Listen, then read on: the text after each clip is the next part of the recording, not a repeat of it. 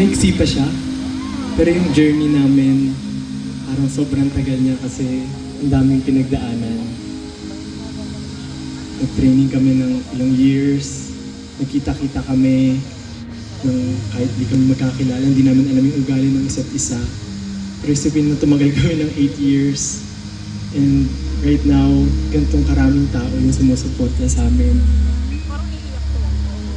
Justin. Ayun lang ba yan? So, ano?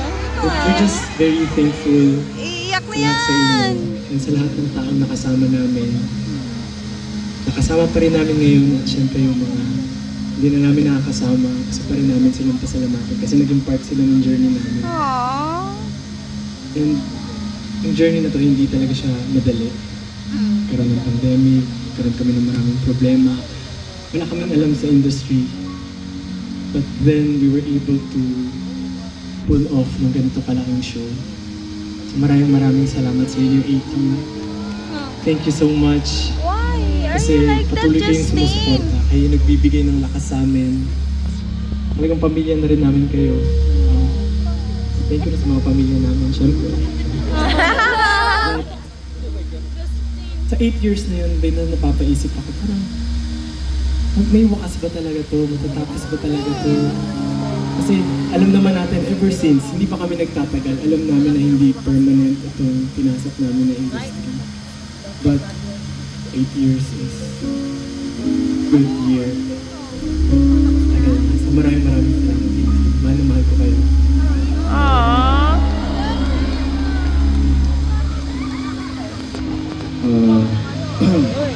18.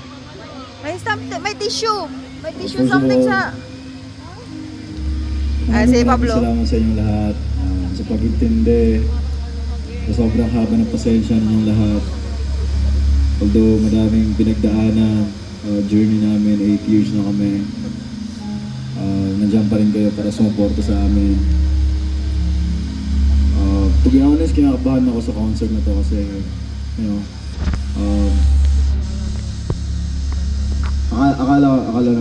akala ko nagsawa na kayo sa amin. But, when I was backstage, I kept on asking my, yung staff namin, kumusta yung mga tao, madami na ba, tinatanong ko ng gano'n. Then I'm so happy while pumunta kami dun sa C stage. Ang dami talaga nung nasa likod. It's just, unbelievable. And definitely, hindi ko talaga makakalimutan tong araw na to. Maraming salamat sa inyo lahat. Mahal namin kayo.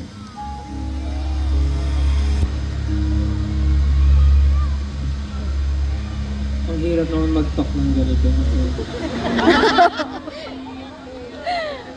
Kasi parang wala namang ibang way para ma-deliver siya ng maayos kundi maging very emotional ka.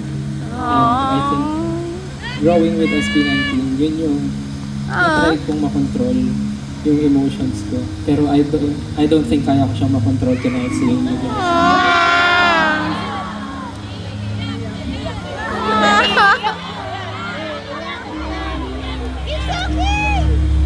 Tulad nga nasabi nila, sobrang tagal na ng SB19. And every time na may concert kami, lagi na po pasok sa isip ko. Hanggang kailan namin ma-experience yung ganito?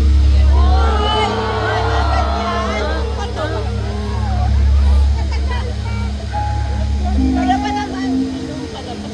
May pera pa. Mga problema sa mga loob. Marami kaming kinakatakutan pero knowing na nandyan kayo sa amin, sobrang kampante kami na magiging okay lahat.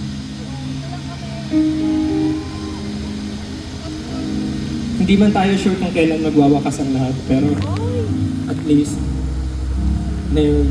sure tayo na marami na tayong nagawang memories na masaya magkakasama. So, saan man ito mapunta, I think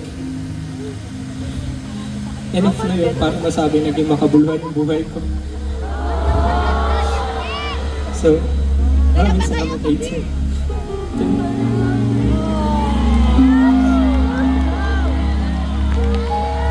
Bakit ganon? Ganito lang, Bakit hindi ko alam nagpapaiyak paano ka? ko- ano sasabihin ko ng pagpapaliwanag ang gagawin ko dahil sa mga nangyayari. Ano ba nangyayari ni Josh? Siguro, Bakit kayo nang ano? gusto ko lang po sabihin na kayo siguro yung silbing guide din namin. Bakit may something? Naliligaw kami ng landas at hindi namin alam kung tama ba yung tinatahak namin. Bumabalik pa rin kami sa reason ba't kami lumalakad. Para saan ba talaga kami? Diba? Nagpapakapursige. Pero, oo, para sa'yo!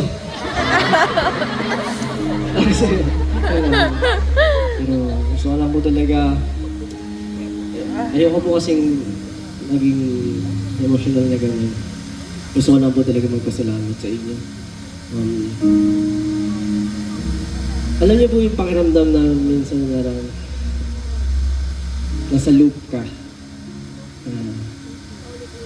Minsan narang hirap magkaroon ulit ng pakiramdam dahil sobrang focus ka po sa ginagawa mo.